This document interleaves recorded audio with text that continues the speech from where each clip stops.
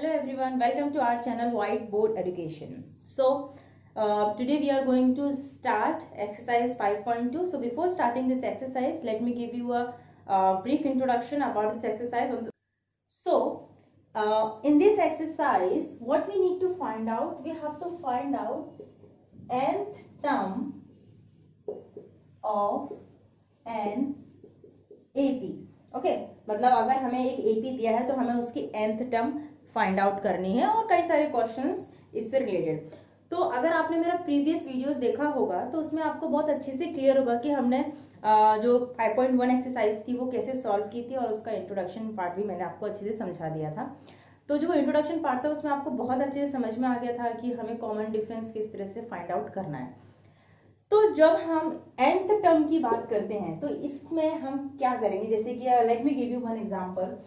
मैं एक सीरीज लेती हूँ 2, 4, 6, 8, 10 एंड सो ऑन। ओके, सो ये तो हमारी फर्स्ट टर्म होती है, सबको पता है। ओके, ये फर्स्ट टर्म है जिसको कि हम A1 बोलते हैं, जिसको हम A2, A3, A4 and A5 and so on like this. Okay, तो अगर फर्स्ट टर्म दी हुई है हमको, इन दोनों के बीच का जो डिफरेंस होता है उसे हम बोलते हैं D, यानी कि कॉमन डिफरेंस। अगर आप A2 माइनस A1 करते हैं, 4 माइनस 2 करते हैं, तो जो 2 आया है ये होता है हमारा कॉमन डिफरेंस। ये होता है हमारा कॉमन डिफरेंस। ओके, यानी कि फर्स्ट टर्म जो कि ये है, इसमें आप जो भी कॉमन डिफरेंस है उसको ऐड अगर आप करते हो तो आपको नेक्स्ट टर्म मिल जाती है, राइट। अब हमारी फर्स्ट टर्म क्या थी, 2 थी। कॉमन डिफरेंस जो है वो आप याद रखना, अगर जो सीरीज आपको दी हुई है it forms an AP, then the common difference will always remain same throughout this series. तो कहीं से भी आप सब्ट्रैक्शन या इनका डिफरेंस निकाल के देखेंगे तो आपको कॉमन डिफरेंस मिल जाएगा, ठीक है। अगर आप 10 में से 8 माइनस करोगे तो आपका 2 आएगा, 8 में से 6 माइनस करोगे तो आपका 2 आएगा। तो कॉमन डिफरेंस पूरी सीरीज में सेम ही रहता है, ठीक है। तो अगर आपको कॉमन डिफरेंस पता है तो आप नेक्स्ट टर्म इजीली निकाल सकते हो। तो मैंने आपको प्रीवियस वीडियो में बहुत अच्छे से समझाया हुआ था कि अगर हमें नेक्स्ट टर्म निकालनी है तो what we need to do, we need to add the common difference in the president term, यानी कि उसके पहले वाले टर्म में आप कॉमन डिफरेंस ऐड करोगे तो आपको नेक्स्ट टर्म मिल जाएगी। तो सेम यहाँ पर है, 2 हमारी फर्स्ट टर्म है, कॉमन डिफरेंस 2 है, मैं ऐड करूंगी मुझे 4 मिल जाएगा। 4 के बाद हमारी नेक्स्ट टर्म क्या होगी, कोई भी टर्म है, अब जैसे ये टर्म है इसमें आप कॉमन डिफरेंस ऐड करोगे आपको नेक्स्ट टर्म मिल गई। यानी कि जो भी प्रेसिडेंट टर्म है, यानी कि नेक्स्ट टर्म के पहले वाली जो भी टर्म है उसमें आपको ये कॉमन डिफरेंस ऐड करना है तो आपको नेक्स्ट टर्म मिल जाएगी। ओके, ये क्लियर था, पहले भी मैंने समझा दिया था, अभी और एक बार मैंने एक्सप्लेन कर दिया है। अब बात करते हैं nth term of an AP. तो इस तरह के अगर क्वेश्चंस होते हैं तो इसका एक फॉर्मूला बनता है। फॉर्मूला क्या बनता है, nth टर्म फाइंड करना, यानी कोई भी नंबर का हमें क्या फाइंड करना है, nth टर्म। ओके, अब हमें ये तो हमने निकाला कि nth टर्म, ठीक है, ये इसके लिए है।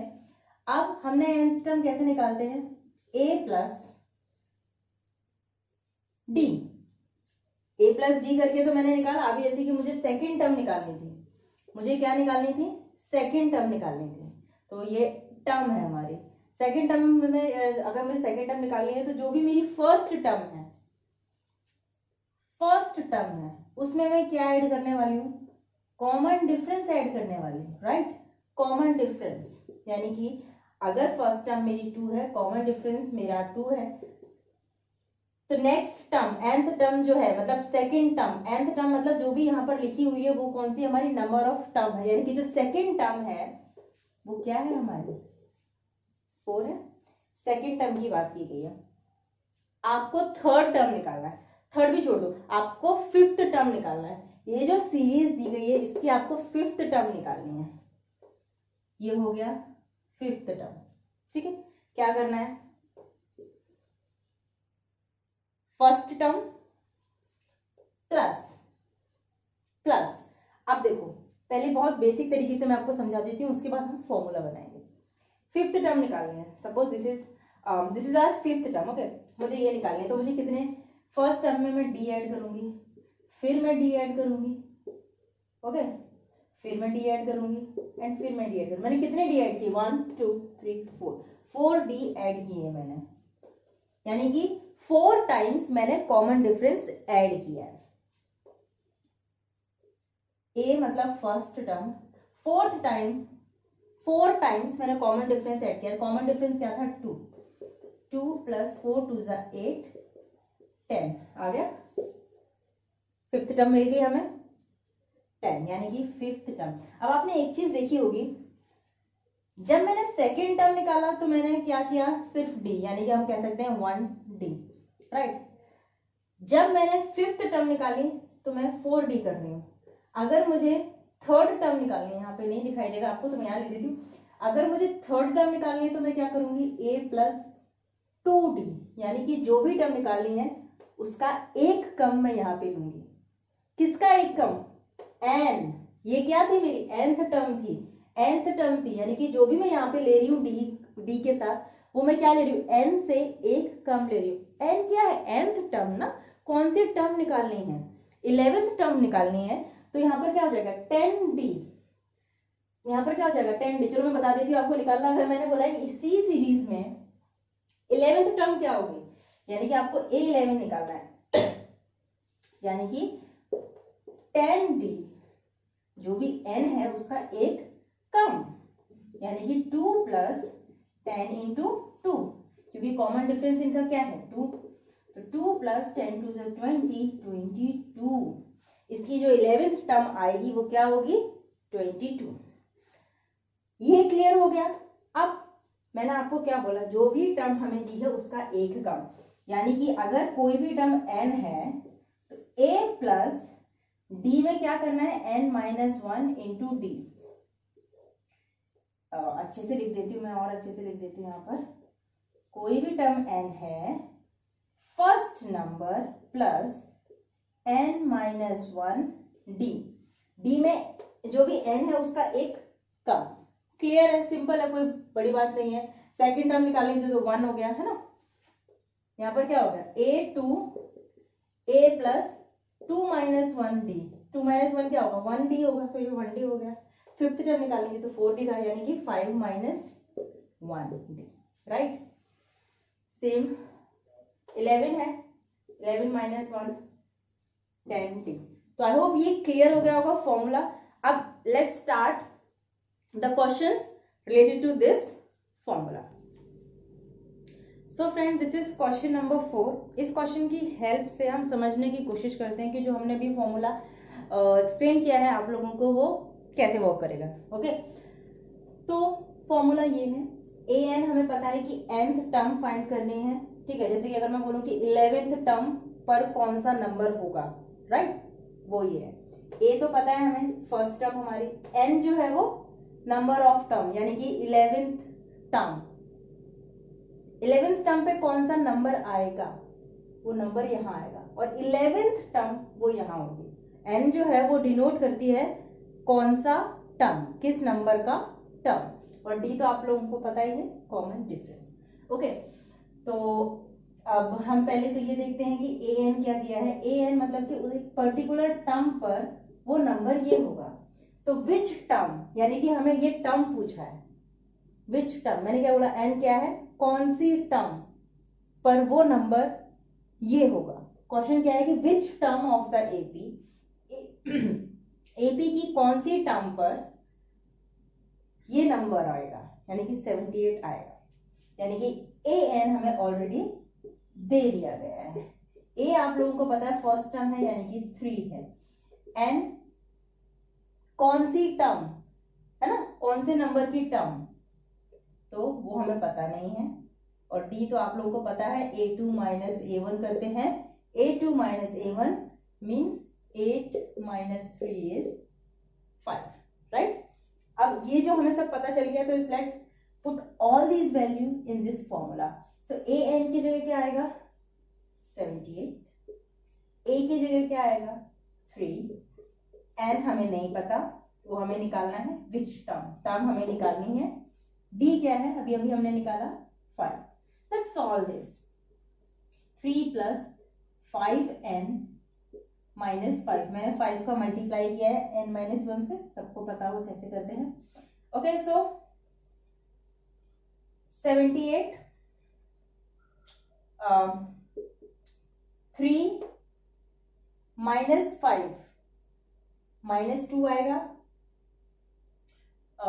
पता तो है आप लोगों को कैसे आएगा, और अच्छे से मैं लिख के बता देती हूँ। Plus 3 minus 5, plus minus minus होता है और आंसर हमारा माइनस में आएगा क्योंकि 5 बड़ा है और उसके आगे नेगेटिव साइन है। अब ये माइनस का 2 जब इधर आएगा तो क्या हो जाएगा, प्लस हो जाएगा। तो 78 प्लस 2 इट्स 80, 5n, n की वैल्यू आएगी 80 डिवाइडेड बाय 5 विच इज 16, यानी कि 16th टर्म क्या होगी हमारी 78। इस सीरीज में जो 16th टर्म है वो क्या है हमारी 78। यही तो पूछा था हमसे कि which term of the AP is 78। इस सीरीज में इस एपी में कौन सी टर्म पर ये 78 आएगा, तो 16th टर्म पे ये 78 आएगा। नेक्स्ट क्वेश्चन सॉल्व करते हैं, उससे और अच्छे से क्लियर हो जाएगा आपको ये formula. Let's move on the next question. Now friends, look at this question. Find the number of terms in each of the following APs. हमें बताना है कि ये जो हमें एक सीरीज दी हुई है, यानी कि ये जो हमें एपी दी है, इसमें टोटल नंबर ऑफ टर्म्स कितने हैं। अब आप एक चीज देखो, हमने अभी थोड़ी देर पहले एक क्वेश्चन सॉल्व किया था। ये क्वेश्चन को थोड़ा सा घुमा के पूछा गया। अभी ये आप देख रहे हो कि 7 से स्टार्ट हो रहा है एंड 205 पे खत्म हो रहा है, राइट। इसके आगे कोई दूसरा नंबर नहीं, यानी कि ये सीरीज हमारी यहां तक है। तो अगर हमें ये पता चल गया कि ये 205 का जो टर्म है, मतलब कि कौन सा टर्म है, ये कौन से नंबर का टर्म है 205, तो जाहिर सी बात है हमें पता चल जाएगा कि नंबर ऑफ टर्म उतनी ही होंगी, because this is the last term of this AP. तो क्वेश्चन क्या था जो हमने थोड़ी देर पहले सॉल्व किया था, हमें बोला था कि कौन सा टर्म 78 होगा, राइट। उसके आगे हमें कुछ नहीं दिया था, तो हमारे लिए तो 78 ही लास्ट था, वहीं तक हमने निकाला। अब ये वाला जो क्वेश्चन है इसमें हमें 205 तक दिया हुआ है और हमसे ये पूछा गया है कि कितनी नंबर ऑफ टर्म्स होंगी। तो अगर ये लास्ट टर्म है इस एपी की, तो हमें बस इतना निकालना है कि 205 कौन से नंबर पे है। अगर हमने ये निकाल लिया तो हमें पता चल जाएगा कि टोटल नंबर ऑफ टर्म्स उतने ही होंगे। तो the question was same as previous, but ये थोड़ा सा घुमा के पूछा गया है। करना वही है, आप लोगों को भी जानते हैं, ये फॉर्मूला हमें दिया हुआ है। Put the values, let's write first of all an is already is given 205। मैंने क्या बोला, अगर हमें ये पता चले कि 205 का n क्या है, मतलब nth टर्म किस टर्म पर है, ये किस नंबर पर है ये टर्म, तो ऑब्वियसली बात है हमें पता चल जाएगा कि नंबर ऑफ टर्म्स इतने ही हैं। A first term is already given 7 and n obviously बात है हमें फाइंड आउट करना है, and D a2 minus a1 6, 7 plus 6 13, so it's 6। Directly value put करते हैं, यानी कि 205 is equals to a plus 7 plus n minus 1 6। 205 7 plus 6n minus 6, 7 minus 6 1, और ये 1 यहाँ पे आके माइनस हो जाएगा, राइट, क्योंकि वो पॉजिटिव होगा। चलो मैं एक बार और बता देती हूँ, 7 और ये माइनस है, 7 माइनस 6 कितना होता है 1 होता है। ओके, अब ये 1 पॉजिटिव है तो इधर जाके नेगेटिव हो जाएगा, है ना, यानी कि सीधे सीधे लिख देती हूँ मैं, 5 minus 1 4 6n। अब हमें n निकालना है, 204 डिवाइडेड बाय 6, तो 6 3 जा 18 एंड 6 4 जा 24, यानी कि 34 terms total. Final number of terms, तो नंबर ऑफ टर्म्स कितनी है 34, यानी कि 205 तो हमें पता चल गया कि वो 34th टर्म जो है हमारी वो क्या है 205, और अगर ये लास्ट टर्म है तो सिंपल सी बात है टोटल टर्म्स कितनी होगी हमारे पास 34। तो इस सीरीज में जो नंबर ऑफ टर्म्स हैं वो कितनी है 34। चलो एक और क्वेश्चन सॉल्व कर लेते हैं। आप लोग भी मेरे साथ सॉल्व कीजिए इस क्वेश्चन को, तो आपको और अच्छे से क्लियर होगा। अभी यहाँ पर जो ए एन है वो क्या है, -47। ओके, -47 दिया हुआ है हमें ए एन -47 है। ए यानी कि जो फर्स्ट टर्म है वो 18 है। ओके, एन हमें फाइंड आउट करना है। एंड डी जो है वो क्या है, डी जो है वो क्या है, common difference a2 minus a1, a2 minus a1, यानी कि वैसे आप इसको भी सॉल्व कर सकते हो पॉइंट्स में, बट ठीक है चलो इसको और अच्छे से बता देती हूँ। 15 1/2, 15 1/2 को आप किस तरह से भी लिख सकते हो, 31/2। देखो इसको उसको सॉल्व करने के बहुत सारे तरीके हैं, ठीक है। इजीएस्ट वन में बता देते हो, 52 तो 30 + 1 31/2 -18, ठीक है। ये सबको सॉल्व करना आता है, फिर भी मैं बता देती हूँ इसको किस तरीके से सॉल्व करेंगे। और भी एक मेथड है, ज़्यादा हम उसमें नहीं जाएंगे, जल्दी से सॉल्व कर लेते हैं। 36, सो आंसर आएगा हमारा -5/2। आंसर हमारा आएगा -5/2। अभी उसको वैसे ही रहने देते हैं, सॉल्व करते हैं फिर देखते हैं। सो ए एन हमारा क्या है, -47। ए एन जो है वो -47 है, ए जो है वो हमारा 18 है, प्लस एन जो है हमें नहीं मालूम, बट कॉमन डिफरेंस अभी हमने निकाला है। इसको सॉल्व करते हैं।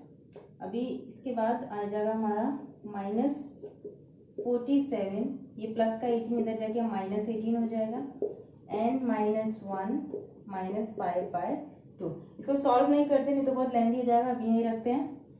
So yes, minus minus plus 8 7 15 65, ये आ जाएगा हमारा माइनस का 65 एन -1 -5/2। ठीक है, n -1 को सेपरेट रखते हैं। अभी ये इधर आएगा, मल्टीप्लाई डिवाइड, सिंपल सी बात है, क्रॉस मल्टीप्लिकेशन में -2 माइनस कैंसिल हो जाएगा हमारा। कैंसिल होने के बाद डिवाइड में है, इधर आके मल्टीप्लाई हो जाएगा, 5 नीचे चला जाएगा, n -1 बचेगा। अब तो पता है आप लोगों को किस तरह से सॉल्व करते हैं इस टाइप के क्वेश्चंस को।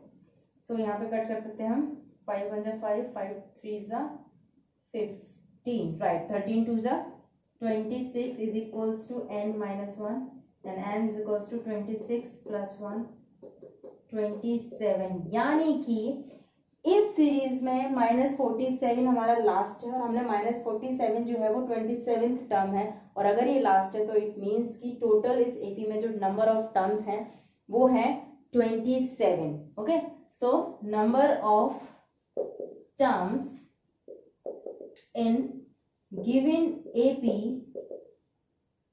Are 27. Okay, number of terms in given AP is 27. Okay, is 27. So this is our answer. तो ये जो है, ये फॉर्मूला जो हमने जो अभी पढ़ा है, जो समझा है, बस उस फॉर्मूले को आप अच्छे से ध्यान अपने दिमाग में बिठा लो, एंड इस फॉर्मूले के बेस पे ही आपके ऑलमोस्ट क्वेश्चंस जो है वो सॉल्व होंगे। ओके, तो आज के लिए सिर्फ इतना ही। Question number 4 and question number 5, इससे क्या है, हमारी फॉर्मूले की जो अंडरस्टैंडिंग है वो बहुत अच्छी हो जाएगी। ठीक है, तो इस टाइप के क्वेश्चंस को और प्रैक्टिस कीजिए, एंड नेक्स्ट वीडियो में हम रिमेनिंग क्वेश्चंस इस पर्टिकुलर एक्सरसाइज के सॉल्व करने की कोशिश करेंगे। आई होप आपको बहुत अच्छे से समझ में आया होगा जिस तरीके से मैंने आप लोगों को समझाया है। ठीक है, तो आपको सिर्फ और सिर्फ प्रैक्टिस करनी है, and one thing, please don't forget to subscribe this channel and share as much as you can, and like the video also. Okay, till then, bye bye and keep practicing.